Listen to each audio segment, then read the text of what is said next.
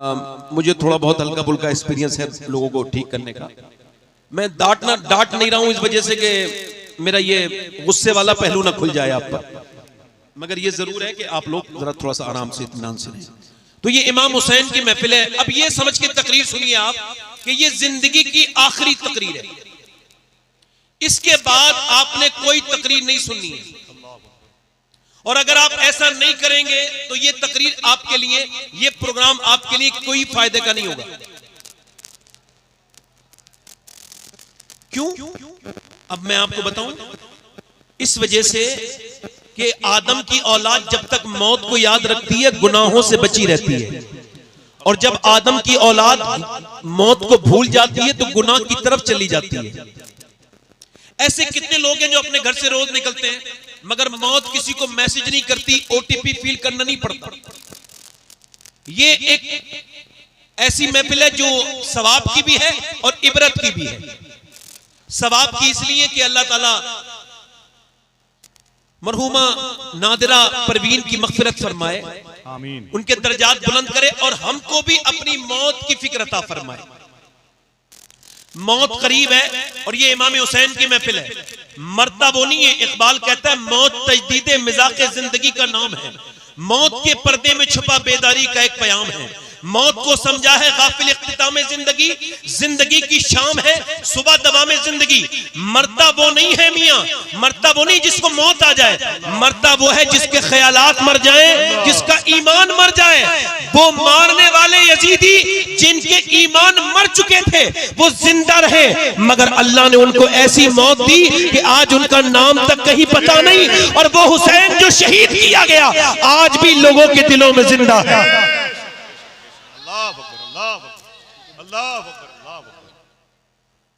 बस मैं दो तीन शेर मैंने कहे थे, ये आसिफ भाई आप मैंने ये दो तीन शेर कहे थे, ये 4-5 शेर 8 मुहर्रम को, यानी अभी मेरे ये अशार जो है इनकी उम्र कम है मगर मर्तबा इस वजह से बड़ा है, उम्र से कोई लेना देना नहीं कि ये किसी और की शान में नहीं, इमाम हुसैन की शान में।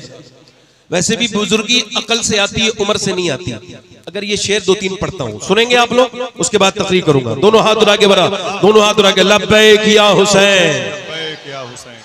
पढ़ता हूं 2-3 शेर। दीने मुहम्मदी का उजाला हुसैन है,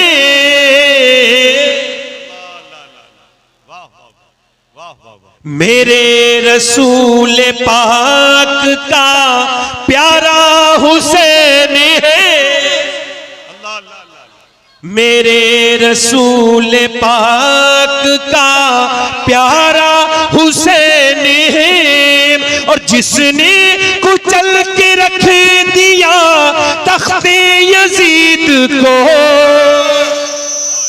जिसने कुचल के रख दिया तख्ते यजीद को, शेरे खुदा के घर का वो बेटा हुसैन है। जोर से बोलो, शेरे खुदा के घर का वो बोलो बेटा हुसैन। और ये एक शेर और सुन लीजिए, बहुत अच्छा सुन रहे हैं आप लोग, माइक भी बहुत अच्छा बजा रहे हो भाई, बहुत अच्छा बजा रहे। नहीं, लीडों में कमी नहीं, हम लोगों की आवाजों में कमी। आप जरा जोर से बोले सुभान अल्लाह।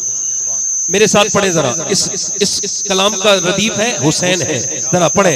मेरे रसूल पाक का प्यारा हुसैन, प्यारा हुसैन। और इस दौर के यजीद से सुन्नी को डर नहीं, इस दौर के यजीद से सुन्नी को डर नहीं, क्योंकि हमारे सीनों में जिंदा हुसैन, या हुसैन, या हुसैन, क्योंकि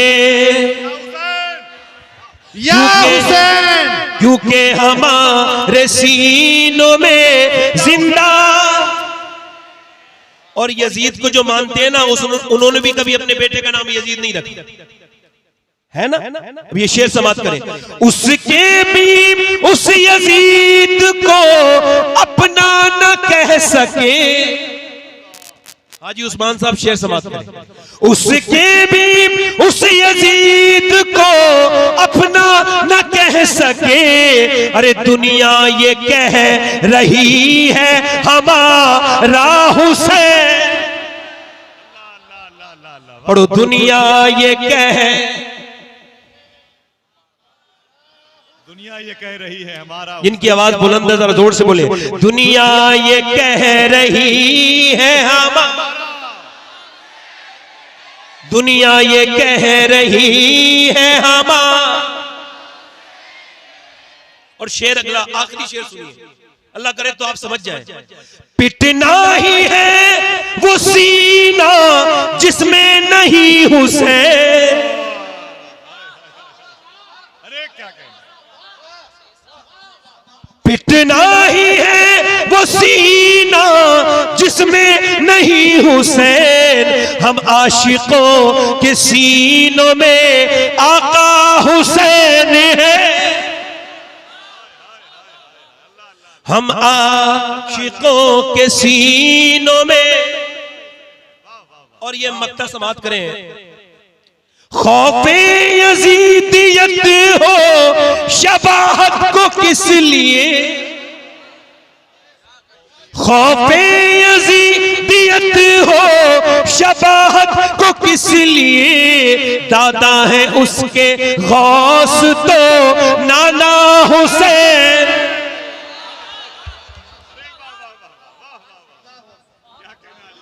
नारे तकबीर। यजीद हल्का सा बात बढ़ाए, नारे रिसालत। ट्रेबल बढ़ाए, ट्रेबल बढ़ाए, ट्रेबल। यजीद बनते हैं लोग आज भी कोशिश से, और हुसैन बनते नहीं, खुदा बनाता है। कोई अगर ये कहे कि एकदम हुसैन बन गया तो जल्दबाजी होगी। हुसैन एकदम वजूद में नहीं आता। इंग्लिश में मैं तकरीर शुरू कर रहा हूं अपनी। इंग्लिश में एक फिलॉसफी है, उसको कहते हैं कंपाउंडिंग इफेक्ट, यानी चीजों के हल्के हल्के होने के बाद उसका रिजल्ट आ जाना। जैसे आप क्या समझते हैं, कोई एकदम इंजीनियर बनेगा? नहीं, उसकी पूरी जिंदगी उसके पीछे लगी हुई होती है। कोई अगर ये समझे कि एकदम कोई मास्टर बन सकता है, नहीं बन सकता। एकदम इंजीनियर बन सकता है, नहीं बन सकता। कोई एकदम एमएलए बन जाएगा, ऐसा नहीं है, नहीं हो सकता। कोई एकदम एमपी बन जाए, ऐसा नहीं हो सकता। उसकी पूरी जिंदगी उसके पीछे लगी हुई है। आप इस बात को गौर करें।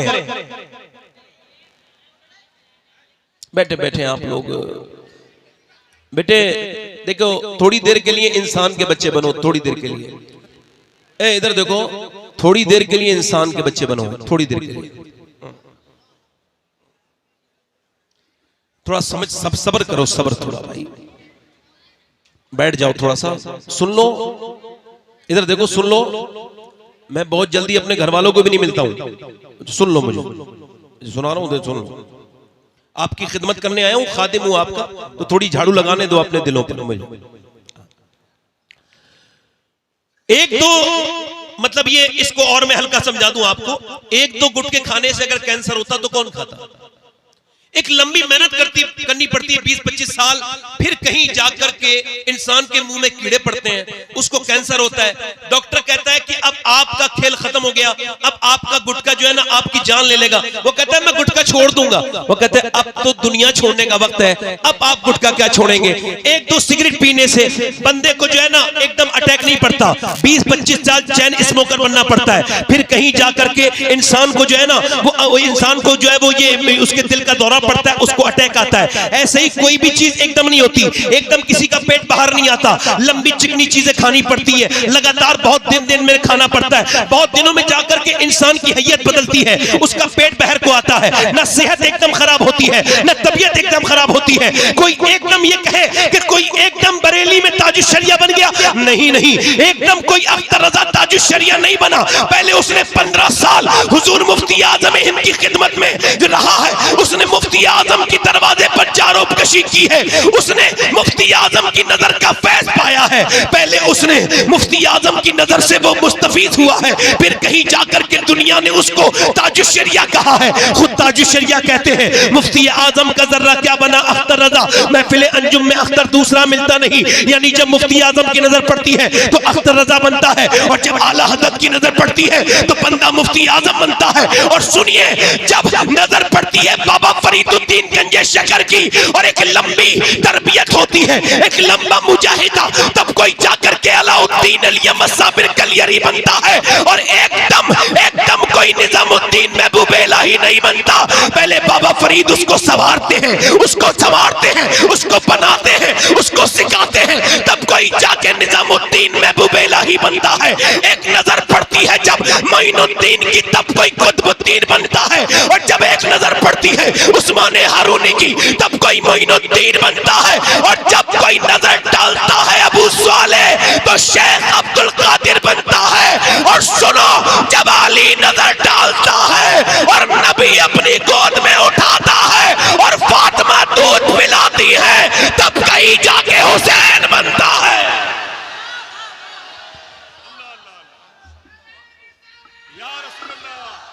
इको कम करें, इको आवाज बढ़ाएं, आवाज दिल लगा के बोलो सुभान अल्लाह। अब ये नाचने गाने वालों के घर पे बच्चे अच्छे पैदा नहीं होंगे। ये जो नाचते गाते हैं, ये जो औरतें, ये जो ड्रामे देख रही हैं, जिनके घरों में सिर्फ ये फिल्में हैं, ड्रामे हैं, गाने हैं, बाजे, सीरियल देखने वाली औरतों के यहाँ पे अच्छे बच्चे पैदा नहीं होंगे। जैसा बाप वैसा बच्चा। हुजूर फरमाते हर बेटा अपने बाप का आईना है, जैसा बाप है वैसा ही बच्चा है। हर आदमी के अंदर विरासत अपने बाप के लिए भी है, हर आदमी विरासत लेके चल रहा है। अच्छा मैं आपको बताऊं, अभी हार्वर्ड ने रिसर्च किया, ये बच्चे पागल कौन पैदा होते हैं? पागल यानी मां के पेट से ही पागल। ये कौन बच्चे हैं? इन पर रिसर्च हुआ और रिसर्च चला 27 साल। फिर उन्होंने बताया कि जब मां के पेट में बच्चा होता है 80% बच्चे ये मेंटली डिस्टर्ब इस वजह से पैदा होते हैं कि जब मां के पेट में थे तो इसके शौहर ने इसको मारा। अच्छा जब मारा, उस जाहिल को पता नहीं था कि वो बीबी पे जुल्म नहीं कर रहा है, उसके पेट के बच्चे पे जुल्म कर रहा है। अब जब वो बच्चा जो हो गया, वो बच्चा पैदा हुआ पागल। अब चाहे दिल्ली दिखाओ, चाहे बंबई दिखाओ, चाहे यहाँ इलाज कराओ, अब अपने किए का तो कोई इलाज नहीं ना। अब मुझे बताओ आप, जब इंसान अपनी बीबी को मारता तोड़ता है, बच्चे छोटे होते हैं, तो इसको आज साइंस प्रूफ कर रहा है। अच्छा देखो आप जरा गौर करो, शेख अब्दुल कादिर जीलानी की अम्मी जो थी वो हाफिजा थी, तो गौसुल आजम मां के पेट से हाफिज हुए। अब यहूदी ने क्या किया? यहूदी ये करते हैं कि जब औरत के बच्चा पैदा होने वाला होता है, यानी उसको जब उम्मीद होती है, तो वो उसको सिर्फ अगर वो डॉक्टर बनाना चाहते हैं तो डॉक्टरी की किताबें पढ़वाते हैं, उस औरत को डॉक्टरी का माहौल देते हैं। आप समझ रहे हैं मेरी बात को? नहीं, उसको जैसा बच्चे को बनाना होता है। यानी जब औरत प्रेग्नेंट वुमेन में डॉक्टर के पास जाती है तो वो उससे कहता है कि अगर तुम ये चाहती हो उसके अंदर ज्यादा आयरन बच्चे के हो तो आप ऐसा करना कि ज्यादा बादाम खाना और ज्यादा सेब खाना। ज्यादा सेब और बादाम खाओगी तो इसके अंदर आयरन बढ़ेगा, बच्चा ताकतवर होगा। अगर विटामिन डी बढ़ाना चाहती हो तो ज्यादातर आप अमरूद खाना, अमरूद खाओगी विटामिन डी बढ़ेगा। अगर तुम ये चाहती हो कि विटामिन सी बढ़े तो संतरा खाना और नींबू खाना, तो तुम्हारे बच्चे के अंदर विटामिन सी बढ़ेगा। अब मुझे बताओ कि जब अल्लाह का बनाया हुआ सेब, संतरा, अनार, अमरूद अगर मां खाए तो बच्चे पे असर हो जाए, तो क्या अल्लाह का कुरान मां पढ़ेगी तो बच्चे पे असर नहीं होगा? अब कॉन्वेंट में आपके बच्चे पढ़ रहे हैं, उनको कॉन्वेंट में अब तो और कुछ किया जा रहा है। हमारी कौम के पास स्कूल कम है, बल्कि है ही नहीं। कुछ मुखय्यस हज़रात हैं, जैसे यहाँ पे एक स्कूल अल्हम्दुलिल्लाह है, मगर अक्सर स्कूलों में क्या हो रहा है, उनको माज़अल्लाह उनको हाथ जोड़ना सिखाया जा रहा है। वहां पर माज़अल्लाह बुतों के सामने बच्चियों को नाचना सिखाया जा रहा है। एक हमारे दोस्त कहते हैं मेरे बच्चे को निकाल दिया स्कूल से। मैंने पूछा क्यों निकाला? कहा आपके बच्चे से हमने कहा इस बुत के सामने जरा अपने हाथ जोड़ो, तो उसने बुत के ऊपर थूक दिया, तो हमने उसको निकाल दिया। वो कहते मेरी आंखों में आंसू आ गए। मैंने कहा या अल्लाह तेरा शुक्र है जो सबसे बड़ी तालीम है मेरा बच्चा वो तालीम हासिल कर चुका। दुनिया की सबसे बड़ी तालीम है अल्लाह के सिवा कोई इबादत के लायक नहीं है। बोलो जरा, बोलो भाई, बोलो जरा जोर से बोलो, पीछे वाले बोलो जरा सुभान अल्लाह, दिल लगा के बोलो, मुस्कुरा के बोलो। अब आप आज से ये थोड़ा ईको कम करेंगे भाई, मेरा आवाज अच्छी नहीं है, आपका माइक बहुत अच्छा है, आवाज बढ़ाओ बस हल्का सा, हाँ हल्का सा ईको बढ़ाओ, हल्का सा। हाँ हाँ बैठे जरा आराम से, आप लोग मुझे पैसे न दे, बैठे। अरे भाई रुक जाओ जरा यार, नहीं कोई बात नहीं, कोई बात नहीं, वो नेक बच्चा है, नेक लोग ही आते हैं ऐसी जगह। जरा जोर से बोलो सुभान अल्लाह। अब आप में कोई बाप है, कोई माँ है, यहां बैठी होंगी, सुन रही होंगी मेरी बहनें, कोई माँ भी होगी, कुछ है, कोई माँ है, कोई बनेगी। इसका मतलब ये कि हजरत सैयदा राबिया बसरी के पास जब कोई आता था ना, आसिफ भाई समाज करे, जब आता था ना औरत, वो हामिला होती थी तो वो उससे कहती थी तुझे खुदा का वास्ता देती हूं, आज के बाद झूठ मत बोलना, तुझको खुदा का वास्ता देती हूं, आज के बाद झूठ मत बोलना, गीबत मत करना। कहा क्यों? कहा अगर तूने झूठ बोला तो तेरे झूठ का बच्चे पे असर हो जाएगा, पेट के बच्चे पे असर हो जाएगा, और हुजूर के एक उम्मती को गीबत करना तू सिखा देगी। यानी औरतें क्या समझती हैं, उनको यूं ही छोड़ दिया जाएगा।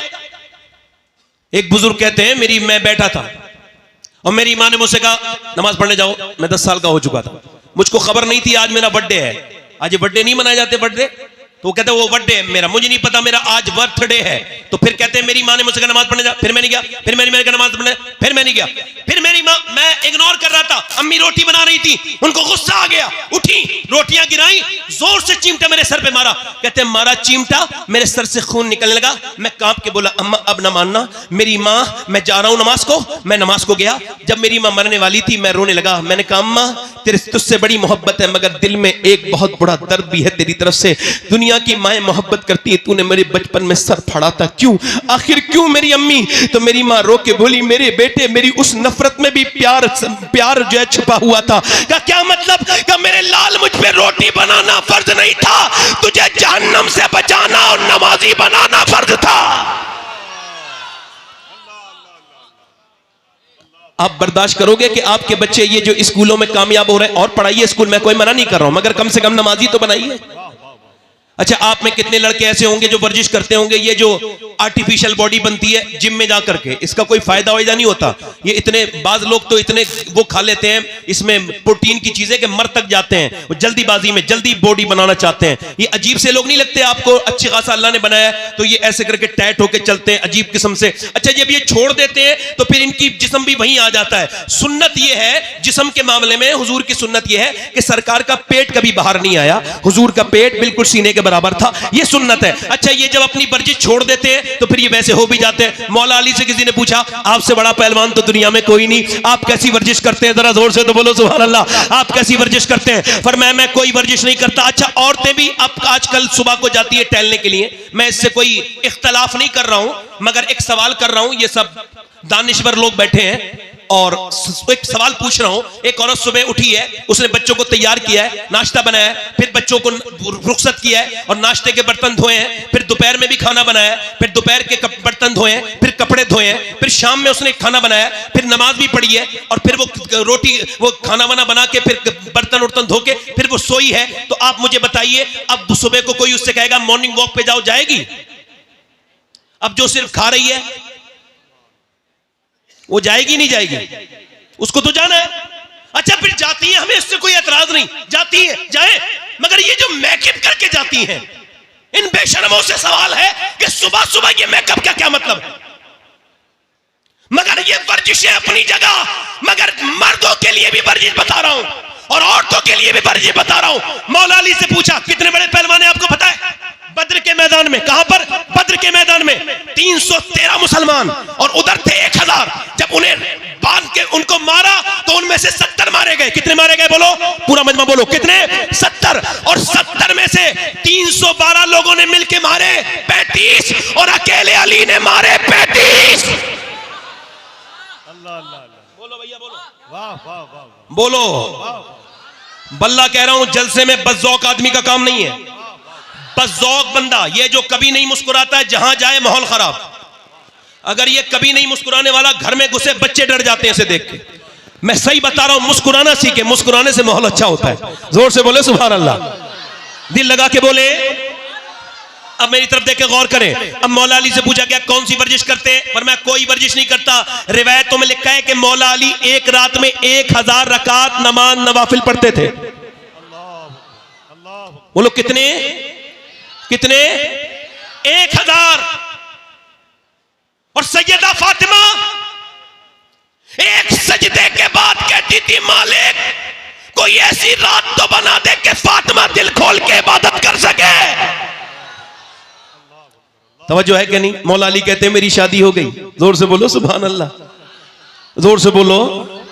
जितने लोग अपनी मर्जी से खड़े हैं, जिन पर जोर जबरदस्ती नहीं है, सवाब की नियत से खड़े हैं, वो जरा इमाम हुसैन की वालदा के नाम पे बोले सुभान अल्लाह। और जितने लोग मजबूरी में आए हैं, उस मजबूरी को खत्म करने के लिए, ईमान की पुख्तगी के लिए बोले या रसूल अल्लाह। आप महफिल में आए हैं तो महफिल के हो जाइए, छोड़ जाइए आप कौन है। यहां कोई मर्तबे नहीं है, हम सब बराबर। यहां कोई बड़ा नहीं है, कोई छोटा नहीं, हम सब बराबर है। और मैं आप सबका खादिम हूं, नौकर हूं, नौकरी कर रहा हूं। सुमाए जोर से बोले सुभान अल्लाह। मौला अली की शादी हो गई। हमारे यहां तो शादी होने में नहीं आती, लंबे खर्चे हो रहे हैं, सब कुछ हो रहा है, शादी होने में नहीं आती। मगर मौला अली कहते मुझसे अबू बकर सिद्दीक ने, बोलो सुभान अल्लाह, उमर फारूक ने, मैं जंगल में बकरी चरा रहा था, कहते मुझसे कहा अली आप ऐसा करें सैयदा को रिश्ता दें, हुजूर की बेटी को। मैंने कहा मेरा तो घर भी नहीं मेरे पास, तो मैं रिश्ता कैसे दूं? तो कहा मेरा, हजरत अबू बकर बोले मेरा दिल करता है अली तेरी शादी फातिमा के साथ होगी। कहते मौला अली मैं गया हुजूर की बारगाह में, ऐसे बैठ गया। अब आप भी जाया करें रिश्ता लेने तो ऐसे बैठा करें, ऐसे बैठ गया। मैंने अर्ज की, हुजूर ने इरशाद फरमाया क्या हुआ अली कैसे आए? कहा हुजूर आपको देखने का दिल करता था तो आ गया हूं। फरमाया अच्छा तो अच्छा ये बात तो ठीक है, मगर जो तेरे दिल में है ना अली वो भी बता दे, क्या बात लेके आया है? तो कहते मौला अली मैं रोने लगा। मैंने कहा हुजूर आपने मुझे मेरे बाप से लेके पाला था, अली आपका गुलाम है, आपका नौकर है, आपने बाप की जगह पाला, आपने तालीम दी, एक मेहरबानी और कर दीजिए, अपनी बेटी का रिश्ता मुझे दे दीजिए। कहते हुजूर खामोश हो गए। मैं डरने लगा कहीं हुजूर मना ना कर दे, मगर सरकार फिर मुस्कुराए और कहा अली तुझे मुबारक हो, मैं जिब्राइल का इंतजार कर रहा था, अल्लाह ने अभी जिब्राइल को भेजा है और फरमाया है कि फातिमा की शादी अली के साथ कर दी जाए, यही अल्लाह की मर्जी है,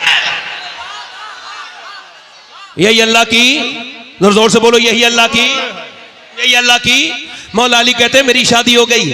मैं एक दिन अपनी बीबी के पास गया, मेरी बीबी थोड़ी परेशान थी। आपकी बीबियां परेशान हुआ करें तो उनसे लड़ाई न लड़ा करो।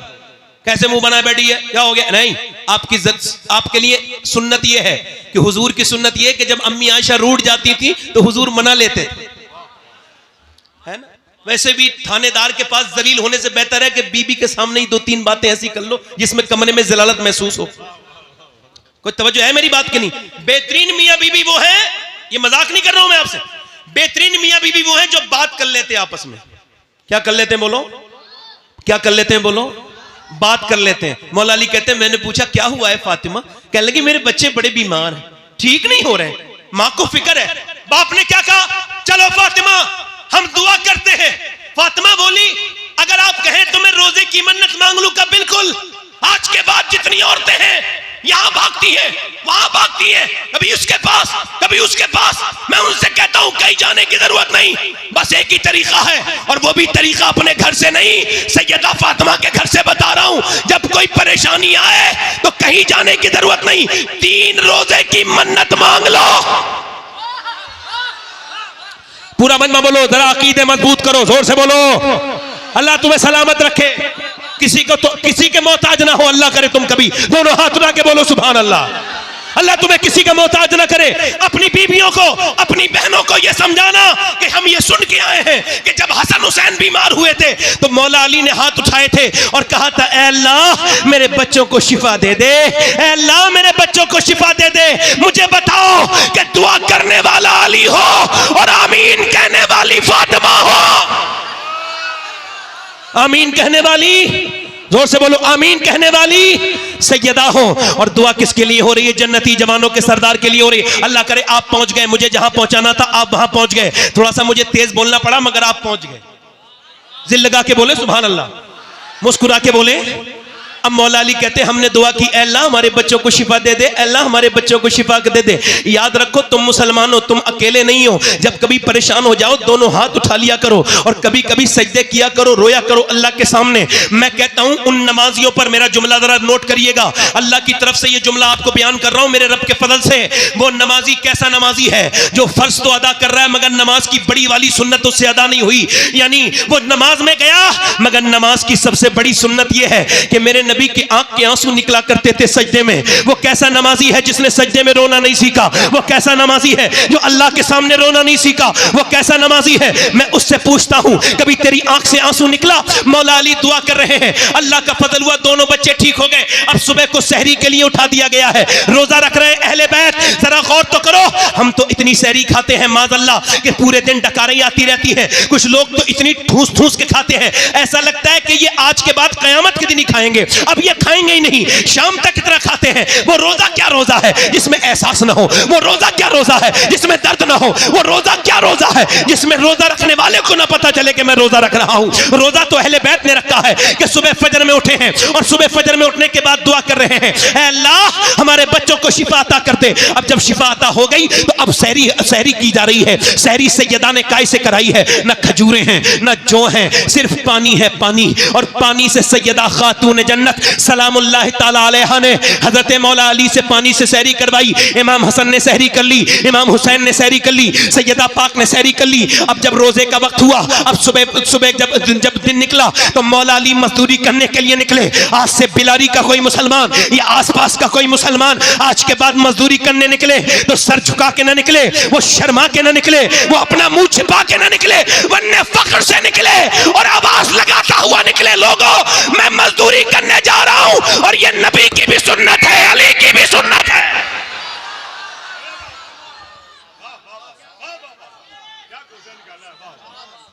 अल्लाह अकबर, अल्लाह अकबर, अल्लाह अकबर, वाह। ये अली की भी सुन्नत है। बोलो जल्दी बोलो, मैं जो करबला ले जाना है आपको, करबला ले जाना है। करबला के बाद फिर इंशाल्लाह आप इन्हें सुनेंगे। जोर से बोलो सुभान अल्लाह।